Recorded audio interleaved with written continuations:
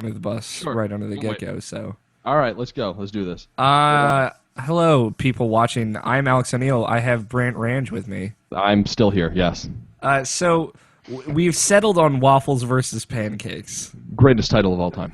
Yes, We're not waffling on it. We've selected a name. You really flipped me on it. I'm not gonna lie. Oh, that's. I wish boysenberry was like a verb or an adjective. Because I'd love to slip it in casually. It's a conversation. Who's waffle and who's pancake?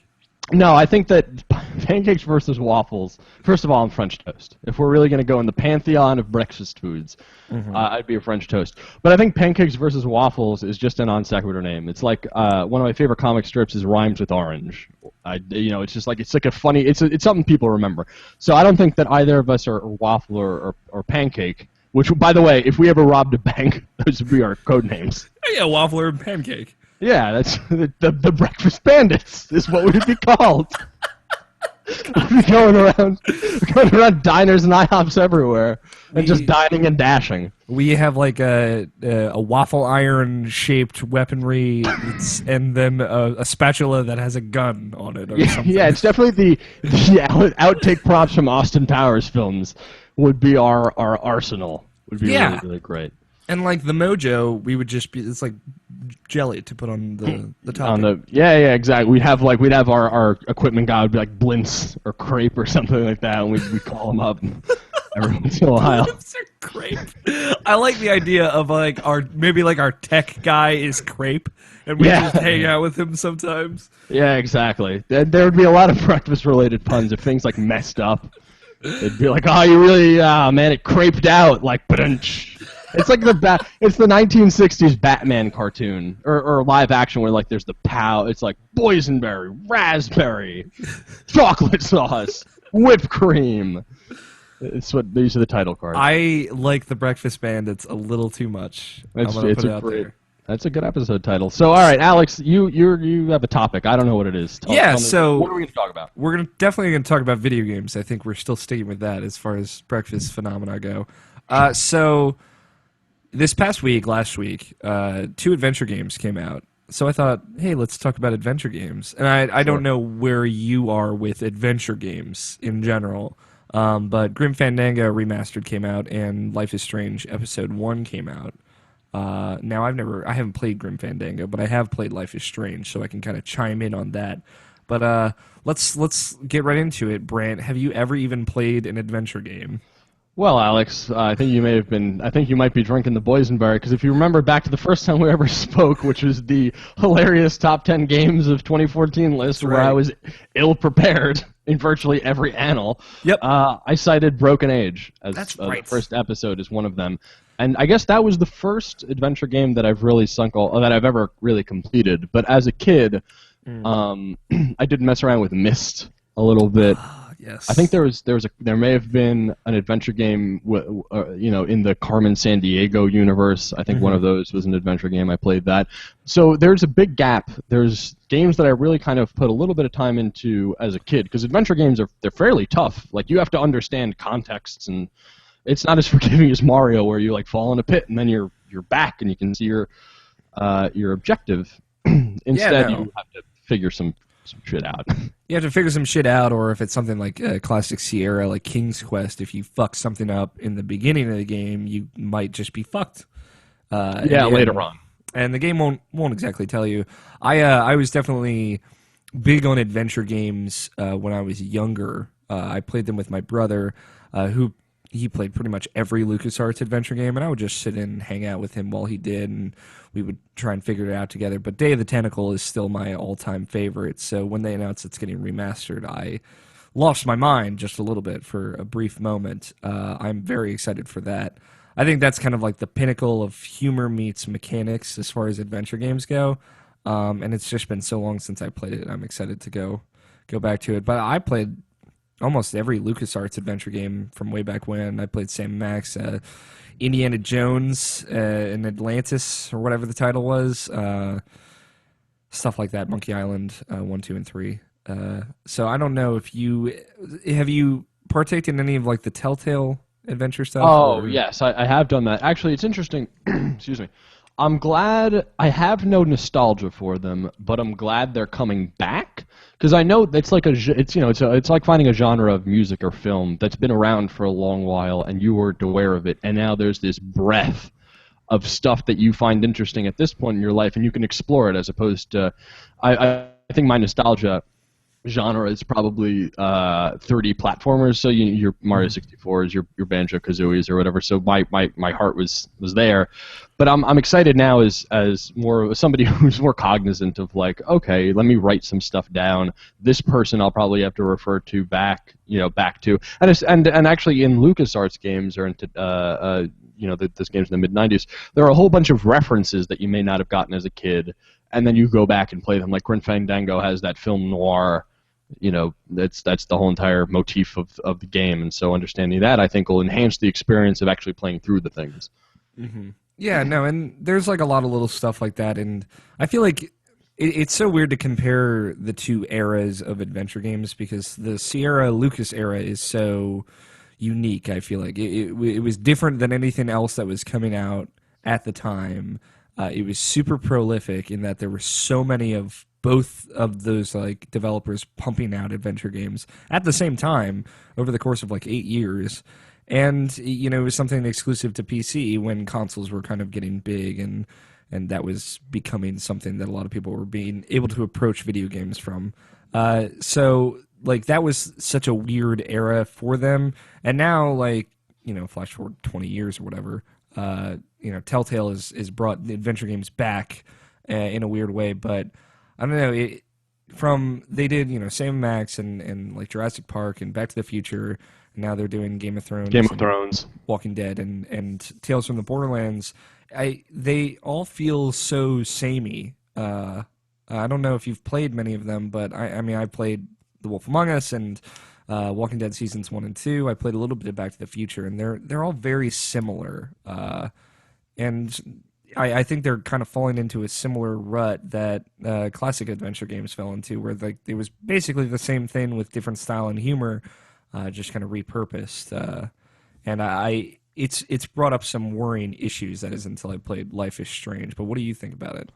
Yeah, no, I think if one developer makes the same type of game over and over again in rapid succession, then you don't have enough time for iteration because you're just getting some of the feedback. Like once Telltale put out the first season of The Walking Dead to critical acclaim, they're like, all right, let's strike while the iron's hot. So they made a whole bunch of the games that you mentioned. They made, of course, Walking Dead season 2, and I completely understand your fear that the genre could become stale again, and I don't know how to combat that. In as much as I think the answer is for a developer like Telltale to stop making them and do something else, but I think that's kind of scary. It's a scary proposition when they know that they'll get, based on their track record, they'll get like a tremendous amount of sales no matter what they do, and they're scooping up bigger and bigger licenses to kind of put through this formula.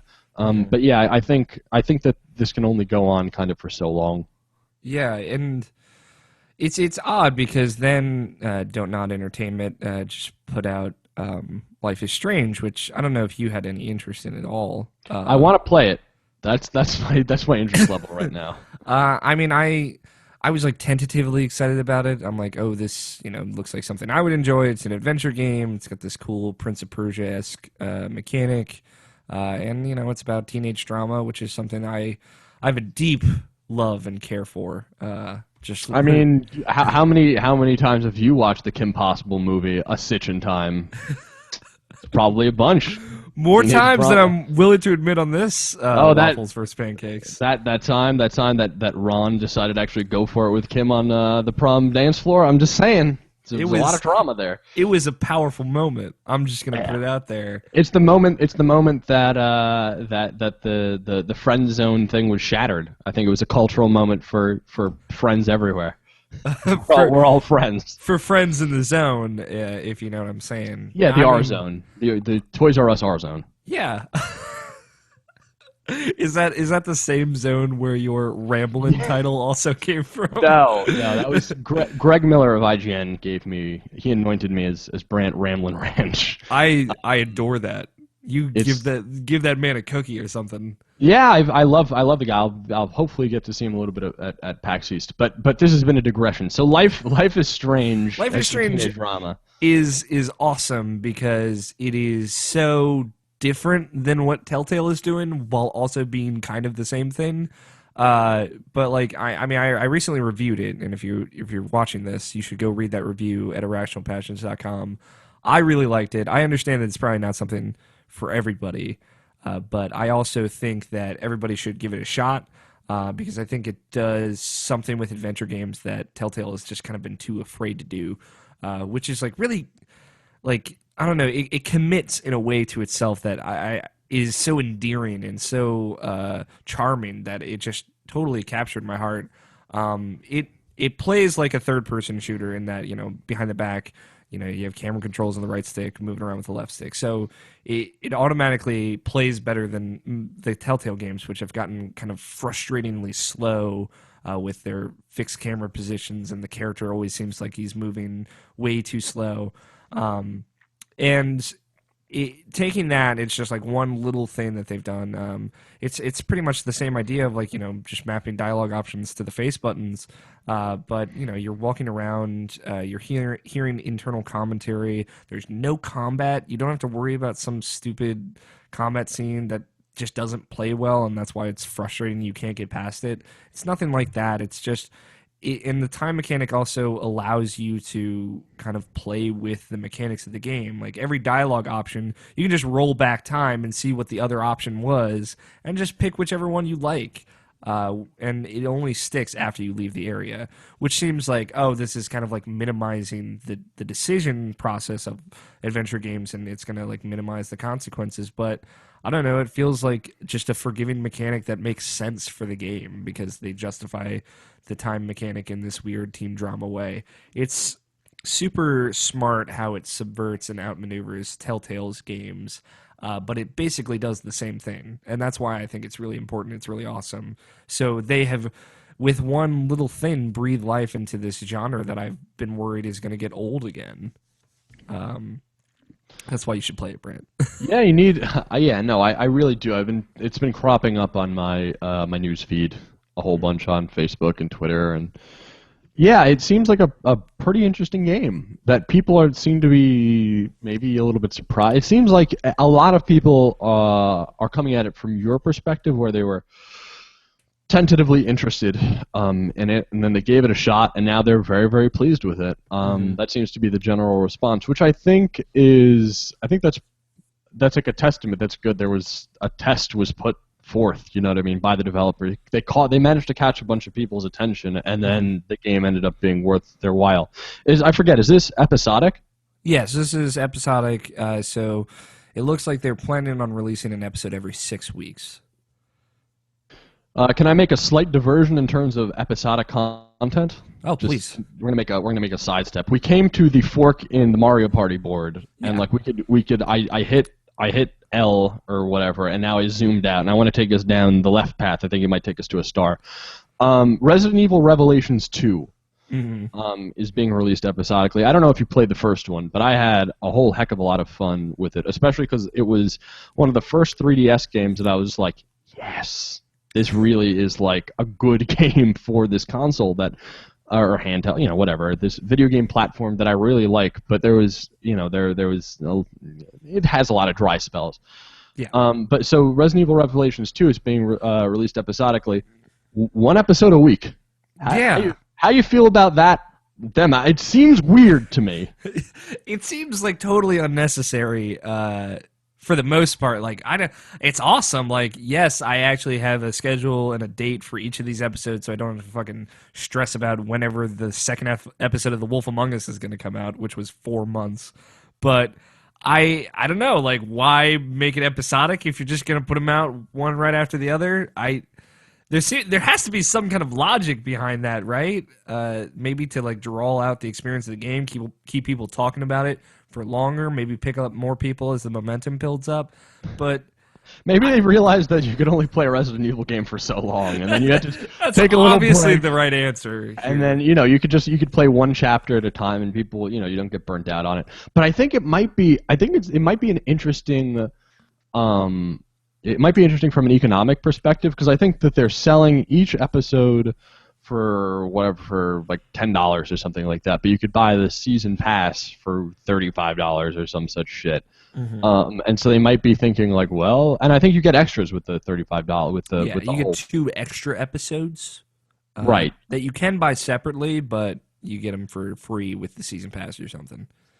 Maybe they think that that's kind of like they're trying this wackadoo business model, but I don't know if one episode a week makes a whole lot of sense, because it's almost like if you release, let's say, once a month, you play something, and if it's good, then you're like, oh man, I really want to get back to it. But you have other stuff kind of going on. You're playing something else. You forget about it a little bit, and then you get that ping like, hey, a new episode's available, and you're like, oh right, the last thing that just happened was this zombie popped out, or and I don't know what's going to happen next. Like The Walking Dead actually does that pretty well.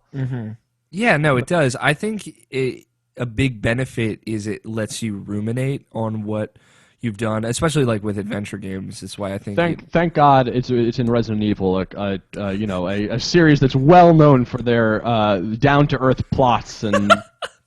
I'm just saying, like, I sit down there with my bourbon. I'm like, Raccoon City, 1999. God damn, those were the years. Yeah, it takes me back Clinton administration. It's really good. It's pre 9/11. You can just have a zombie attack and nuke the fuckers. It was a different time. God, that Umbrella Corporation, man, never forget. Yeah, right. So on Irrational Passions on our YouTube channel, which you can hit that subscribe button if you're watching this and get on with the party, if you know what I'm saying. But we did these monthly spoiler casts for episodes of The Wolf Among Us after they come out. So we would sit down, me and like the 2 other writers that had played it, and one of us had reviewed it by that point, the episode. We would sit down and just talk about it and speculate and kind of react to everything. And it was like a weird process of rumination. Again, not something that Resident Evil exactly pulls on, but it was nice. We had enough time between episodes, usually about a month, by the time they were releasing regularly, maybe a month and a half, 2 months.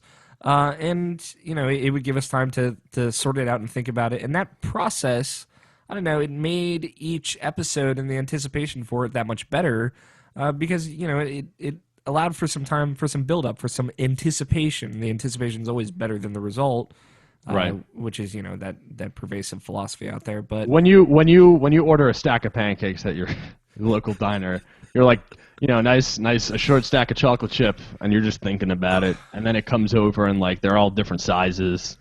And like the syrup container is like almost gone. It's sticky when you're trying to like open it, and you're like, the reality of these pancakes maybe not as good as the heaven cakes that I so need for my hangover. When you're sitting in Waffle House, smelling everything around you as the big pile of garbage that it is, and you're sitting there just thinking about like how these waffles will feel inside of you and how terrible it's probably going to be, but as soon as you get them, man. Those Waffle House waffles taste like magic.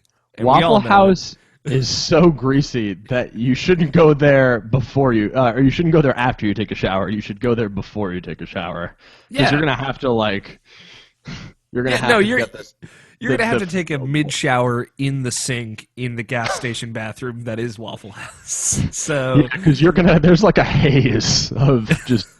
Of oil and like butter and fat and like ugh. I don't know, what is your reaction to episodic content just in general? That is the greatest segue of all time. I like it. I think that it makes a whole heck of a lot of sense for the reasons that I stated, but I'm also very glad that it's happening now, because I just can't imagine. I'm trying to think of my favorite games of all time. So if I, at like, let's say it's 7, I bought The Legend of Zelda Ocarina of Time, and it was episodic, and like I beat the Great Deku Tree, and they're like, a month later you can go fight like King Dodongo, I would have, like, my house would have been destroyed. I would have been banging my head against the wall and, like, screaming that I couldn't. But what do you mean? There's more. Oh! I think now when I'm more I'm like, oh, good, thank Christ. Like, I can't. Okay, good. Give me another month and I can get back to you. I think that it fits I think it might fit the lifestyle of a certain type of gamer, and I think it works better with different genres. Mm-hmm. That again, you can also get feedback. So if there's like a massive glitch, you're like, whoa, our engine's kind of broken. Yeah. Let's take a week. And work on that. I really like it. I think it's a good format for video games because it works with television so well, and I think yes. That can like apply to video games in a great way. Like I was saying with The Wolf Among Us, having kind of like time away from each episode to kind of like let everything sink in and just kind of get a feel for everything was really good, and it works really well for these story-driven games. And I think because the story is the focus, it just helps. It adds to the experience. It creates a sense of anticipation and like a loop of like waiting, the feedback, like thought and like thinking it through and then waiting again. And builds a good cycle when it works and when you have like a clear schedule for when you want these episodes to go out, which is something Telltale has had a lot of trouble with in the past. Yeah, you need a regimented. You have to have an idea of when this stuff is coming out. Yeah, and that's why like Resident Evil Revelations 2 and Life is Strange seems a bit better in that regard because like Life is Strange 6 weeks apart. Like they're saying that, they're sticking to it, and they don't have like the track record that Telltale has. So hopefully we can believe that that's right. And Resident Evil Revelations once in 6 weeks it's out. Yeah, in 6 weeks it's out. I don't know. Like, I think it could apply to more games, like you're saying with Legend of Zelda. Like, that was going to be my example because, like, one of my favorite games is Legend of Zelda: Link to the Past. Right. And if like you had like a section of the map or a dungeon open up to you after each like week or episode or month or episode that comes out, I think that'd be really cool. And be clever. Oh my God, I would lose my mind. I would lose my fucking mind if that happened. And like you could always just wait for the final episode release date. Yeah, okay. How easy is it to wait? Oh yeah, all my friends are having a great time playing The Legend of Zelda. Are they having a great time when they have to sit there and wait and think about what they've done when you don't even have anything to wait on? Yeah, I know. I do that with the Telltale games. I buy the entire season, so I like the idea of episodic games, kind of in concept. But I tend to just wait until the end. But I play them, actually. I tend to play them in sections. So I play the first chapter, and sometimes I do wait a week, and I'm like, with The Walking Dead, sometimes like I can't play another chapter. Yeah. After the shit that goes down in the first one, I'm like, oh my God, I need a reason to live. Yeah, sometimes it is understandable to wait. It gets heavy. It gets really, really heavy. But I like episodic content, and I think that it does lend itself. Like Broken Age is the first time that I kickstarted it, so I played the first part. There's a cliffhanger. The game's going to be coming out the second part's going to be coming out in a few months, and I'd venture to say once every couple weeks, like I'll see somebody mention Broken Age, and I'm like, oh yeah, no, and just the final moments of that game, like or that section of that game, and I'm like, oh, I can't wait. Yeah, I can't wait to play it. It's crazy because I played Broken Age. I kickstarted it myself. You are you Tim Schafer? You kickstarted it yourself? I kickstarted it myself. Nice. No, I played it back in January when Act 1 came out. I don't know if that's around the same time you played it. Yeah, the moment that it came out, I was like, oh, yes, I need it. And to be fair, I think that was like a larger portion of game than you normally get in like a Telltale It's a episode. half. Yeah, it feels like a half. It's like a good 4 to 5 hours, maybe longer, depending on how much trouble you have with the puzzles. But yeah, afterwards, like I finished it sometime mid-February last year, and I have had like that ending stuck in my head. I think about it like once a week. I'm just like, oh yeah, man, I gotta know what happens next because that was so good. But I'm not like suffering every day because I've been waiting for over a year now. But I mean, I feel like that's a weird case because like one half comes out 1 year and the next comes out an entire year later. I don't know, like with Resident Evil doing their weekly thing and it being an action game, hopefully that'll give us some kind of context or an example to work with for how action games like favor this format and how a weekly release schedule works for episodic stuff. There's so much room to kind of play around with the format that I'm really excited to see where it goes.